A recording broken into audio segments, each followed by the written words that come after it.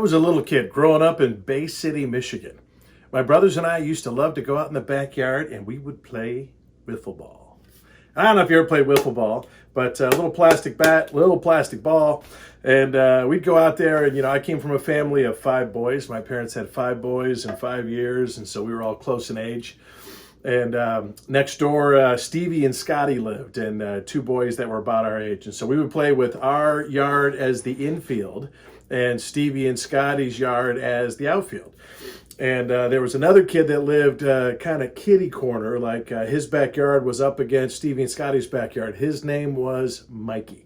And between the 5 of us, Stevie, Scotty, Mikey, that was 8. We could play 4-on-4. It's hard to play baseball 4-on-4 unless you use ghost runners. I don't know if anybody remembers the ghost runner phenomenon when you were a kid, but you could have a ghost runner on first and a ghost runner on second, and they got forced to the other bases when somebody got a hit. And so we would play, if you hit the ball, the funny part was there's a chain link fence between our infield and our outfield, so the outfielders had to climb the fence and then climb back when it was at the end of the half inning. And if you hit one in our yard, it was in the infield. If you hit it into Stevie and Scotty's yard, that was the outfield. If you hit it over Stevie and Scotty's fence, that was a home run. So we would play for hours and hours every summer day. Well, at some point along the way, the wiffle ball that we used got cracked and it got broken, but Mikey had a wiffle ball, so he would bring it, and we would play. We had kind of the small bats. We had some of the big bats, and we just have a great old time. Well, this kid, Mikey, always wanted to get his way. He always thought he was safe when everyone else thought he was out, right? We never had any umpires out there, and so we kind of would umpire ourselves. And what started happening is that if Mikey didn't get his way, he would say, "I'm going to take my ball and go home." And you guys have heard the proverbial, "I'm going to take my blank and go home." But he literally would threaten, "Hey, no, I'm safe. No, you're out, Mikey. I'm safe. Hey, if you don't let me be, I'm going to take my ball and go home."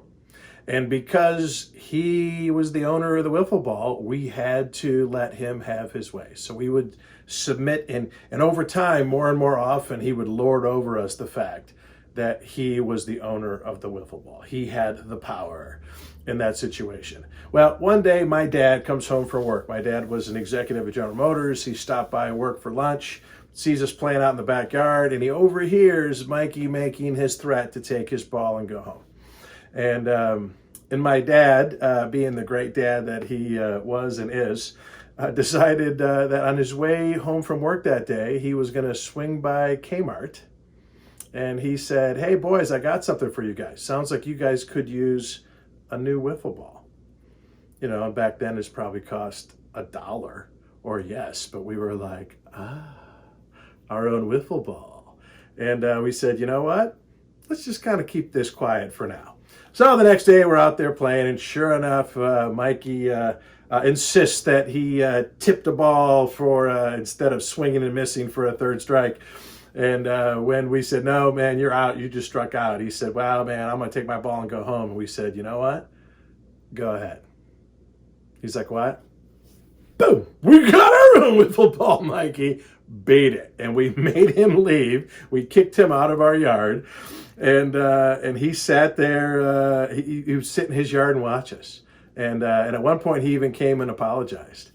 And you may think that the moral of this story is be forgiving, right? If somebody admits they're wrong, they apologize, you should forgive them. And you know what? That is true. And I do recommend that. But that's not what happened in this story, and that's not the point of this video. Here's the point of this story. Don't be a dick, right? Mikey abused his power, and he paid the price for it. And you know what? We never did forgive him. We never did let him play. He'd sit in his yard and watch us play. And I think he was an only child, and I don't know whatever happened to Mikey. We moved away when I was in the 4th grade. We moved from Bay City down to Detroit area, and so who knows whatever happened to Mikey. I hope he's hope he's living a normal, well-adjusted life somewhere. But I got to tell you, throughout your life, there's going to be people, and there's going to be times when you have power. Right? When you've been given a position of management, when you're a supervisor, when you've been put in charge of a project, when you're the owner of the business, whatever. There's going to be times when you have power over other people. And my strong suggestion to you is do not abuse that. Nobody likes the people that abuse their power. I do a lot of training for companies on dealing with conflict in the workplace. And almost always the conflict is between a manager and a subordinate. And sometimes it's something I say when I do leadership training for executives, managers, supervisors, directors, and the room goes quiet when I say, you know what? We talk about people who voluntarily quit their jobs. Which aren't the bad employees, by the way. You're stuck with them forever, right? It's the good employees who quit because they got options. They can go work somewhere else. And the room goes quiet when I say, people don't quit their jobs. People quit their bosses. Nobody wants to work for someone they can't stand. Someone who thinks they're better than their subordinates. And so that's my challenge to you. If you are the owner of the proverbial wiffle ball, share, give, be a good person. Don't be a dick, right? Because long term, no one's going to want to play with you. No one's going to want you on their team. And so I've always tried whenever I can. If I am the person that's in a position of authority, and by the way, the very best leaders I know, you wouldn't even know that they were in charge. In fact, the best leaders I know are the servers who are looking for ways to serve, help, support, encourage, edify, compliment the people on their team, right? That's what leadership is all about. So if you really want to take your ball and go home, be my guest, but there's going to be consequences. Don't be that guy.